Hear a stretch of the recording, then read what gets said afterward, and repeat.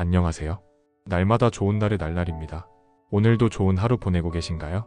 나이가 들면 우리가 지켜야 할 것이 달라집니다. 젊을 때는 인정받고 싶고 사랑받고 싶고 많은 사람과 어울리고 싶었습니다. 그러나 시간이 흐르면 알게 됩니다.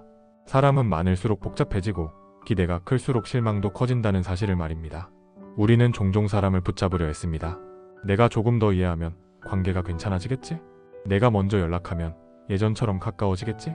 하지만 돌아오는 것은 침묵이거나 의무감 섞인 대답일 때가 많습니다. 그때 느껴지는 허무함은 우리를 가르칩니다. 사람은 원래 내 곁에 영원히 머물지 않는다는 것을요. 그 진실을 받아들일 때 비로소 우리는 집착 없는 자유를 얻게 됩니다.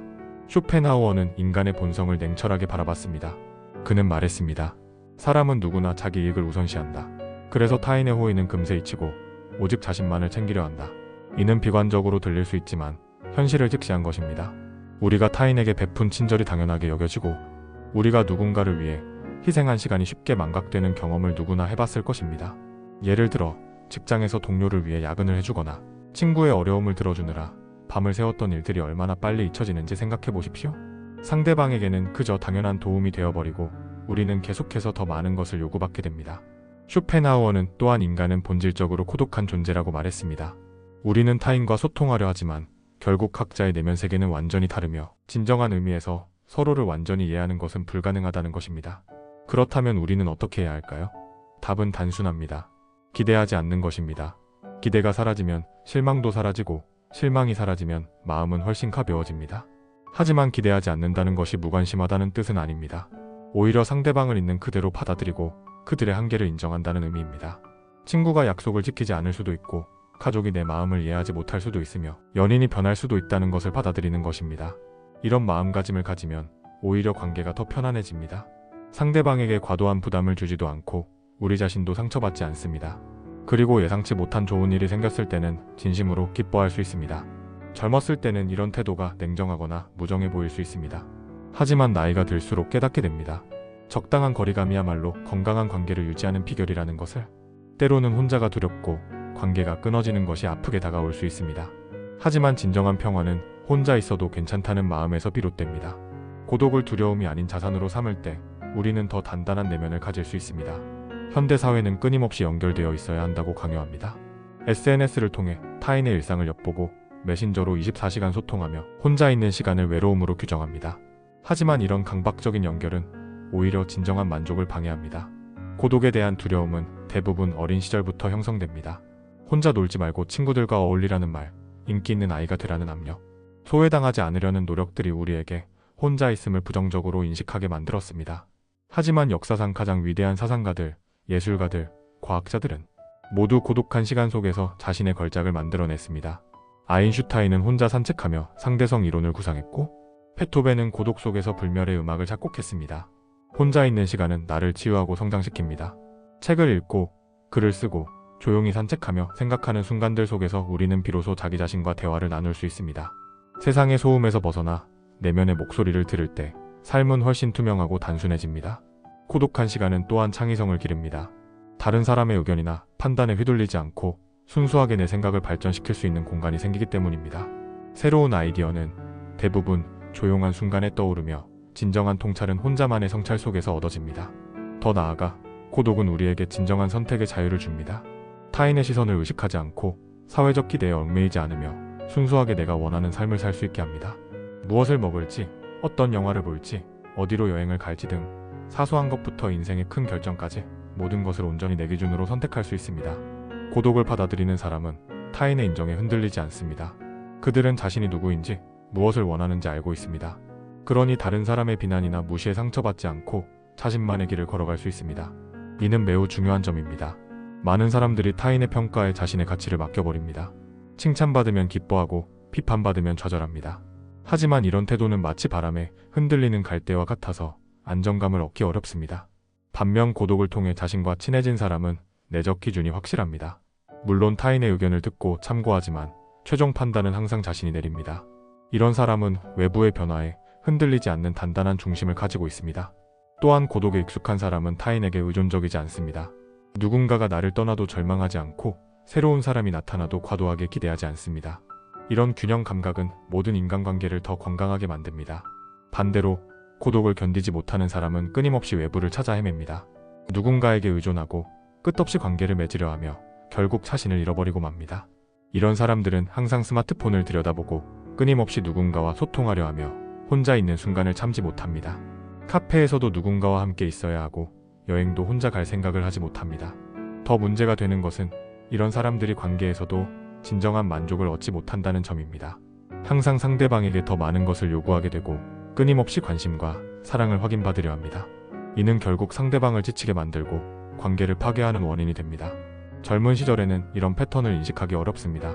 많은 사람들과 어울리고 항상 바쁘게 지내는 것이 활력있고 성공적인 삶처럼 보이기 때문입니다. 하지만 나이가 들수록 이런 삶의 공허함을 느끼게 됩니다. 그러나 모든 고독이 같은 가치를 가지는 것은 아닙니다. 단순히 혼자 있는 것과 의미 있는 고독 사이에는 큰 차이가 있습니다. 의미 있는 고독을 위해서는 먼저 디지털 기기로부터 거리를 두어야 합니다. 스마트폰, 컴퓨터, TV 등이 끊임없이 자극을 주면서 진정한 고요함을 방해하기 때문입니다. 하루 중 일정 시간은 모든 기기를 끄고 순수하게 자신과만 시간을 보내는 것이 필요합니다. 둘째로 자연과 함께하는 시간을 늘려야 합니다. 공원을 산책하거나 산에 올라가거나 바닷가를 걸으며 자연의 리듬에 몸을 맡기는 것입니다. 자연은 우리에게 깊은 평안을 주고 삶의 본질적인 가치를 되돌아보게 합니다. 셋째로 독서와 사색의 시간을 가져야 합니다.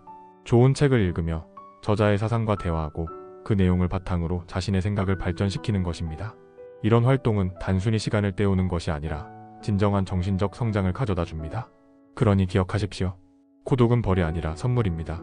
고독은 우리에게 자유를 주고 사유를 깊이 하며 무엇보다 진짜 나 자신을 만나게 합니다. 젊었을 땐 이해하기 어려운 말일 수 있습니다. 그러나 나이가 들수록 깨닫게 됩니다. 인생에서 가장 소중한 인연은 타인이 아니라 바로 자기 자신이라는 것을. 20대에는 친구들과의 우정이 전부인 것처럼 느껴집니다. 30대에는 연인이나 배우자와의 관계가 삶의 중심이 됩니다. 40대에는 자녀를 위한 삶이 당연한 것처럼 여겨집니다.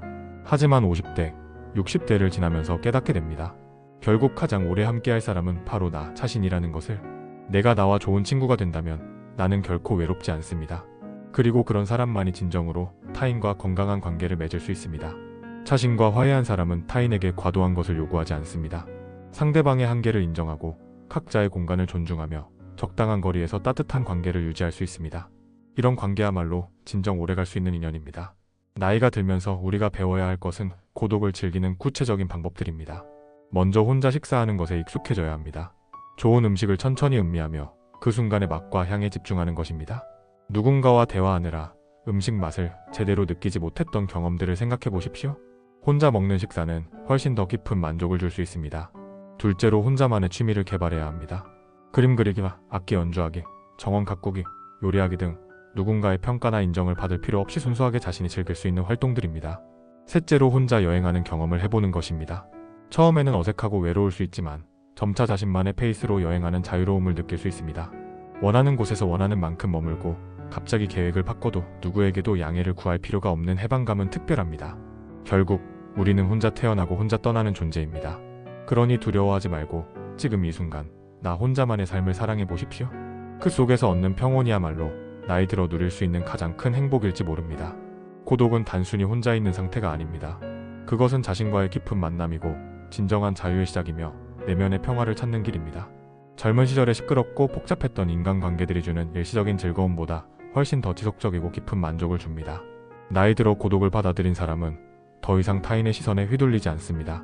자신의 가치를 스스로 인정하고 자신만의 기준으로 삶을 살아갑니다. 이런 사람이야말로 진정한 의미에서 성숙한 어른이라고 할 수 있을 것입니다. 그러니 오늘부터라도 조금씩 혼자만의 시간을 늘려보십시오. 처음에는 어색할 수 있지만 점차 그 시간이 주는 평온함과 자유로움을 느낄 수 있을 것입니다. 그리고 언젠가는 깨닫게 될 것입니다. 오늘 이 영상이 여러분에게 어떤 의미로 다가왔을까요? 혹시 지금 인간관계로 고민하고 계신 분들이 있다면 조금 다른 관점에서 생각해볼 기회가 되었기를 바랍니다. 고독을 받아들이는 것이 쉽지 않다는 것 저도 잘 알고 있습니다. 하지만 그 첫걸음이 때로는 우리 인생을 완전히 바꿔놓을 수 있습니다. 댓글로 여러분의 생각을 나눠주세요. 고독에 대한 여러분만의 경험이나 철학이 있으시다면 더욱 좋겠습니다. 그리고 이런 철학적 성찰이 도움이 되셨다면 구독과 좋아요로 응원해주시고 주변 분들과도 공유해주시면 감사하겠습니다. 다음에는 또 어떤 주제로 찾아뵐지 기대해주세요. 여러분 모두 자신만의 고독을 사랑할 줄 아는 성숙한 어른이 되시길 바라며 오늘 영상은 여기서 마치겠습니다. 오늘 영상은 여기서 마치겠습니다. 감사합니다. 날마다 좋은 날 되세요. 감사합니다.